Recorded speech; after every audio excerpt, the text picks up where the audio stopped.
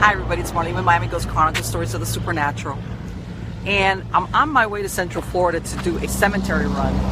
But on the way over there on US 27, which is a very old road here through Florida, I came across what used to be a very iconic stop on US 27, which is Gator Land. This was a place that back in the 1950s, the owners started out as a gas station, and all the tourists that stopped for gas were always asking them, where can we see the live gators? So I guess they put on their thinking cap and they said, hey, wait a minute, we can make... Hi everybody, this is Marlene. Want to let you know that this podcast version of the show has been edited because there were some portions of it that just don't make sense for those of you who are just listening. However, if you would like to see and hear the entire show, you can go to YouTube and look us up under Miami Ghost Chronicles. And thank you so very much for listening and being part of our audience. Okay, he just saw me tramping through the underbrush there at what used to be Gator Land. And I'm showing you now some pictures of the family that used to own for like 40 some years Everglades Gator Land. And also some pictures that were taken, I want to say like maybe 6 years ago, where some of the walls hadn't deteriorated as bad, the roof hadn't caved in on the building, and some of the pens are actually visible. And you could tell that when I walked around there that just even in a short time, a lot of the building and the walls have collapsed more and more, even though it seems like the brush and all the trees around the actual building have been cleared away. But anyway, this, like I said in the piece, you know, this is like a what they call the roadside zoos. Okay, which back in the 40s and 50s and 60s were very well known throughout the United States. You know, yes, they had major zoos in the big cities, but part of the appeal of tourism, especially down here in Florida, because our weather permits it, was these roadside zoos, petting zoos, and of course, you know, you got your tourist souvenirs and things like that. Now, it sits on US 27, okay, just south of a town by the name of South Bay, okay, and it was run by a gentleman by the name of J.C. Bowen, who was the mayor of South Bay, and his wife Mary Lou. All right, and like I said, they got the idea to have the Gator Land because so many people would stop in and they would ask to see alligators. Because at that time there were even a lot of tourists from out of Florida that were not familiar with alligators, and they went on, and in 1959 they started with alligators that they caught in that lake that's right behind the building that you saw me at. As a matter of fact, there was one there now, and eventually they got other animals such as ocelots, coatimundi, king vulture. I read about another, it was back then, a lot of the law enforcement out there was the Florida Highway Patrols. And in one part, one of the stories I read was where a patrolman inadvertently runs over what he thinks is a bobcat. He didn't run him over, but he thought the animal was dead, puts him in his back seat, and when he goes to the station and he's going to go show the other troopers, you know, what happened, when they come back, they find the bobcat wide awake looking at him from the back seat of the patrol car, and he ended up taking it, of course, to Mr. Bowen. So this is how he ended up with a lot of the animals there at Gator Land. Also, I read a lot of different stories that throughout the years, especially the big gators that they would find in Lake Okeechobee or in the runoffs, everybody knew that he would take them. So this is also how he got a lot of the animals there. And believe it or not, it was in back in 1965. Poachers used a .22 caliber rifle to shoot and carry off 3 of his alligators. One of the nights as the night watchman. His night watchman was off duty. Now, by the way, this was the last of several times that somebody had gone in there to take the gators. That's why he ended up having to put someone at night there to look after the place. And as a matter of fact, in 1967, the American alligator was was put on the first endangered species list of 1967. Hard to believe because, especially here in Florida and South Florida, thankfully there's a resurgence of alligators, and there's even a time period where they're allowed to be hunted. Conservation is really important, but they realize that now there's so many of them that they need to keep their numbers in check. But one of the things also that did in a lot of these roadside zoos I was reading about was that they started putting rules that you had to have captive animals, certain minimum size pens, and the sanitation, the animal care. So a lot of these roadside businesses, the zoos, they just couldn't stay in business. But believe it or not, GatorLand met the requirements and they stayed in business all the way through the 70s and the 80s. But by the 90s, there weren't that many gators left, and the cost was too much, and it's just they were competing by then with the bigger zoos that everybody went to and things like that. So, and by then I guess the selling souvenirs wasn't enough to keep the doors open. So I loved this little iconic piece of Florida history. All right, now in a minute I'm going to go into what's also really interesting, which, as you could tell right behind me, is US 27. And US 27 is a roadway that has been in Florida since like 1934. Okay, and you could probably hear all the trucks roaring behind me because it doesn't have any tolls, so a lot of truckers for many, many years have used this roadway to get from different points inside of Florida. And I'm going to go into what's a very disturbing and haunting piece of Florida history that's directly tied into US 27. Okay, as far as US 27, I wanted to go ahead and before I got on to that, because I wanted to explain that having this little roadside zoo souvenir shop was really interesting because going through some of the research I was doing, never a dull moment. For example, back in 1976, there's a couple of miles away from where this is located at, there's a prison. Okay, and back in 1976, 6 inmates dug out of what they called the Glades Institution. All right, and what happens is a trooper is coming down US 27, sees somebody trying to hitchhike, which is, I guess, not that usual because out there, like I said, there's just a lot of sugarcane fields. Bottom line, when he stops to question the person, the guy takes off into the sugarcane fields.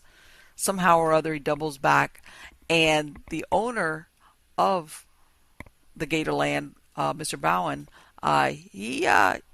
he sees what's happening, and he came out with his gun, and he fired several warning shots over the head of the man as he's running away from the trooper. All right. Then, back in 1985, at the beginning of 1985, there's a lady by the name of Mrs. Caglionati. She goes missing. They can't find her anywhere. She's a 68-year-old woman, goes to visit her daughter, and somehow or other she just never gets home. And just so happens that this lady drives into Gator Land to pump gas in. And Mr. Bowen kind of realizes that she looks like, maybe not quite, like a little bit disoriented in the sense that,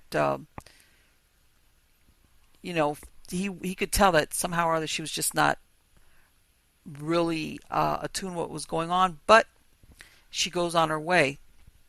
Come to find out, he was probably one of the last persons to see her, and for 3 months they couldn't find her. And finally, back in May of 1985, they found her where she had gone into a canal, and they found her inside her submerged car. All right. And of course, they were able to identify her because it had only been 3 months. Besides that being interesting, one of the things also that when you're doing this research as to all these horrible things that had happened on US 27, which by the way I travel on very frequently and I've traveled on for many years, but it's one of those things that you're never aware of, is not only accidents, but a lot of people end up going into the canals. And they've one time even found a 55-foot rig in a canal. And sometimes they have found people years later. A lot of times it's if they're cleaning the canal for some reason. They'll happen on vehicles with the people still inside of them. Sometimes it's been months, a year. But I came across stories where people had been missing for 20 years. And again, see, this is one of the things that they explained is that sometimes it's so desolate out there. There no street lighting. There hasn't been historically any street lighting on US 27. It's very lonely. And so people, if they're traveling at night especially, they could go into a canal, and if nobody's there to witness it, that's they just go missing. It was incredible how many people, besides the accidents which earned it the name of Bloody 27, it's also how many people have actually lost their lives because they went into the canal and they weren't found sometimes for years. And now, just so you understand, the actual US 27, it begins in Miami in a section here called Little Havana. All right. And it ends up very close to the Georgia border, close to a small town also named Havana, Florida. Okay. Now, when it started, it was the road in which millions of post-war, World War II, tourists and migrants first ventured across the state. All right. And right now, all it is just a long stretch of road spanning across miles of sugar fields. However, it was once the backbone of Florida's tourism industry. This, of course, was in place long before Disney World existed, and the odd roadside attractions were the norm, which is why Gator Land did so well. As a matter of fact, back in the very early 70s, when they decided to bring in that Disney was going to open up near Kissimmee, was when they were trying to, as a matter of fact, widen US 27, and that's when you see a lot of the actual figures of how many people were dying on US 27. And by then, law enforcement, long before then, it was being called Bloody 27 just because of it. Unfortunately, because a lot of the accidents resulted in fatalities. They were head-on collisions. There was a lot of the big rigs out there, the truckers. So if you were in a car and you had a collision with a truck, that was it. And you'll see by one of the slides, that shows a slide of a very bad accident that happened in 2015 where a mom and 3 of her teenage children lost their lives because, as a matter of fact, a part of a rig had become detached. They were traveling like in the pre-dawn hours, and they just didn't see. Well, first, I imagine they didn't expect to have a piece of the rig just in the roadway, and when they tried to avoid it, it became like a 4-car horrific accident. But it's not only long ago that all these accidents happen, as it's still in effect even up to today. However, I don't want to take away from the fact that it's a very iconic road, and basically it's just going through a journey through Florida, through old Florida. Now, this, like I said, was like the backbone, especially through the 40s, 50s, and 60s, and part of what affected the decline was when they opened up Disney World in 1971. Now, one of the things, out there, in case you're not familiar with this part of Florida, sugar is king out there. And the reason I'm going to point this out is in a minute I'm going to read you some of the stories that I had received throughout the years, and that now I'm putting two and two together as to some of the sightings of roadside apparitions that have been seen out there in this lonely part of Florida. Like I said, there's hardly any type of road lighting, and sometimes, especially if you're traveling at night or on a weekday, you could go for quite a distance and not cross paths with another vehicle, even though, like I said, there's usually a lot of trucks going back and forth. And one of the interesting things is that I'm going to give you a fact. This is back in 1990. I mean, there was a lot of figures, but they said in between 1980 and 1990, that was a long time ago, this this figure's increased. All right, just a stretch. All right, which is it's a like, let's say between Dade County up to that area of South Bay, or close up to Lake Okeechobee. All right, it claimed nearly 100 lives and dozens of vehicles. Right, and what they were saying is that passing is really dangerous in the winter. A lot of the crop owners burn off the leaves of the sugarcane plants, and it also creates a smoky haze on the highway. And like I said, this area, there's just fields and fields and fields of sugarcane, because this is like a multi-billion-dollar industry out there, and a lot of the little towns that exist in this area are attached to the sugar industry. And I don't know if you remember, they don't have that show anymore. It's called The Glades. That setting was out in this area of Florida. But anyway, I'm going to go ahead and one of the stories that I personally had, this one back in the 80s. This was from a friend of mine, and I remember he was traveling one time back with his wife, and they were coming down US 27. And remember, there are alternatives a little, well, considerably east of this area, which is the Turnpike and I-95. But if you're coming in from Central Florida, this is the best way to go. And he says that they were going down the road, and he says he sees this really tall guy walking on the shoulder of the road. But he says this was in the middle of nowhere. And he says that he just pulled over because he kind of felt bad for the guy, because he says this was nowhere. He says, now that I realize it was kind of stupid of me, because it wasn't after I pulled over and I stopped that I realized I didn't see another car, like he had broken down. So he says he pulls over like ahead of the guy. In other words, he had passed the guy up, so he pulls up onto the shoulder ahead of him, and he said he gets off. And he sees this man walking up to me. He says, look, he says, once I passed him and I turned around, I got out of my car and I looked at him, I was able to get a really good look at his face. He says he was really tall. He says, but he was really pale. And he says, and he was just looking at me with he says that he got the worst, absolute, most horrible feeling that he just got back in his car and he left. And to that day, he says, I'm almost positive that was a ghost. He looked solid enough when I passed by him and I pulled over to give him a ride, but he got such a horrible feeling. He says, I realized this was in the middle of nowhere. I didn't see any broken down car, and I hadn't seen a broken down car on my way up to him. And I'm going to read you some other stories that I've gotten along the way, and I'm going to omit some of the names of the little towns, because like I said, all these little towns off US 27, they're not really that big.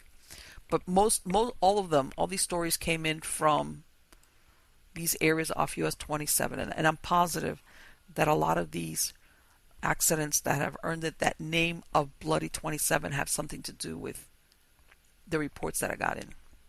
First one that I got says, I live in an old neighborhood close to US 27. And a few months ago, my family was being woken up late at night by strange noises. At first, someone kept ringing the doorbell every night. Then something would grab and shake the iron security screen. Okay, I'm going to interrupt this real quick. And here in Florida, a lot of people have those security screens on their front doors. That's very common here. Anyway, this went on for months, and as time went by, the creepier it got. we began hearing the backyard gates open and loud sounds on the patio and all over the backyard. We found things missing and other things moved or broken. Neighbors' dogs would bark and growl relentlessly. We installed video cams and never caught anything. Once we could see the screen shaking so hard, yet nothing there. We finally talked to several neighbors near us, and each had the same experience as us.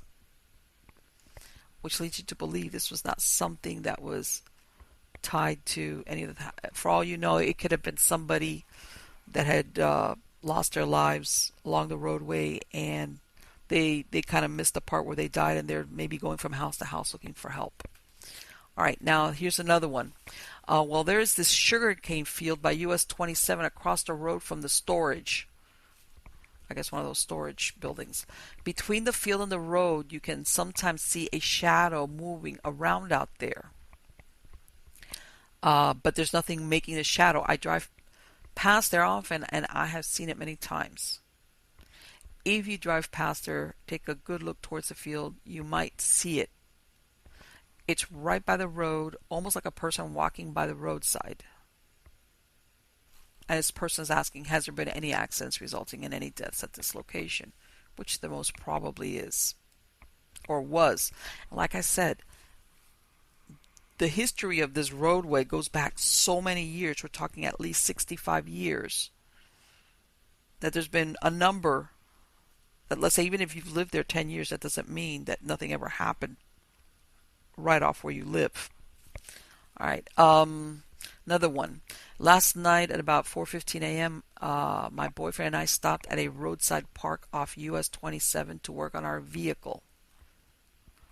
Let me interject here real quick. If you go down US 27, it's really common. They have these little roadside parks with like maybe 3 or 4 like picnic tables, the stone ones. They're real small, but there's a couple of them along US 27. Anyway, so I stopped at a roadside park off US 27 to work on our vehicle. A fuse blew. While my boyfriend was changing the fuse, I heard a little girl's voice say, "Mom." The voice came from down by the edge of the sugarcane field. The voice was very soft and gave me chills. I didn't tell my boyfriend at first due to the fact he'd think I was crazy. As we left, I told him what I'd heard, and he said, "Are you serious? I heard it too." And he explained the same soft little girl's voice to me. Wow. Another story. When I moved up to, bleeping out the name of this little town, in October of 2011, the building next to my house was a small roadside motel that had been closed down. It was right off US 27. I went out to throw some trash and take the trash can down to the roadside. And with the motel next door not having anyone in it during the night or leaving their lights on, I looked at the window of the room closest to my house, and I could see the kitchen through a window, and I saw a boy, maybe late teens, and with short reddish or sandy blonde hair with no shirt on, walk from the living room kitchen area to the hallway. I knew no one was supposed to be in that building, so I went to check the doors and windows for any sign of forced entry and found no signs. My brother asked the neighbors within the next few days, and they said no one was staying there and that the motel also had an alarm system. And the neighbors said that they were really surprised about what I had said that I had seen. In this last one, it was up in that area, and it's like a cautionary tale. And it says, even though this could apply to any place, not necessarily just because it's off a busy highway that's called Death Alley or something like that. It says, whatever you do, don't ever pick up anything you see on the side of the road, like furniture, etc. Here's the reason why. About a year ago, it was on a Sunday afternoon, my husband and I were riding around, bleep, I'm going to leave that out, with nothing better to do. On the side of the road, there in front of a house, was a TV set and a recliner chair.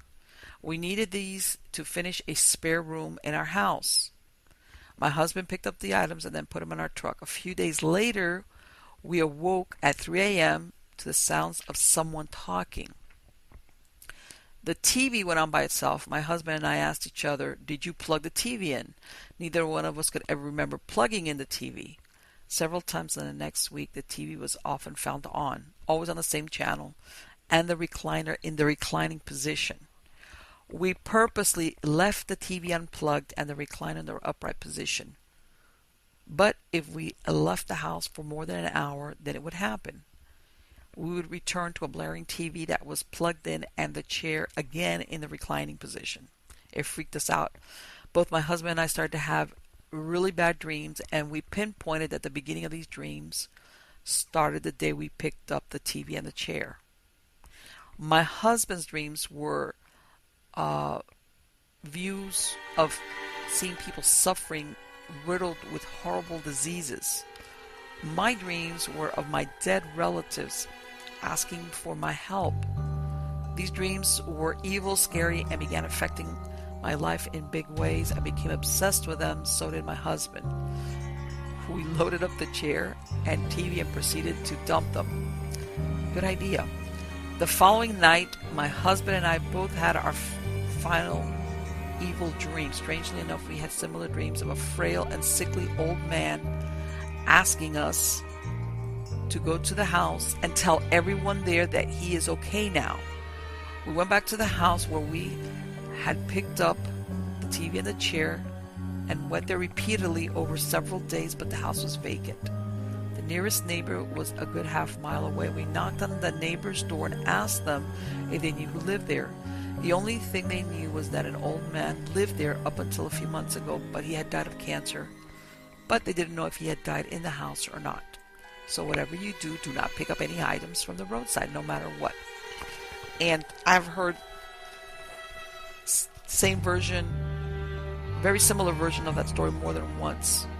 I'm going to go ahead and probably do a different show later on about ghosts that I have found along these roadside memorials. And that's really interesting because I've gotten reports firsthand. I've had experiences, and I've gotten a lot of stories sent to me about that type of sighting. So anyway, guys, I hope you really like it. Please subscribe to the channel, hit the like button, and thanks a lot for viewing. Take care.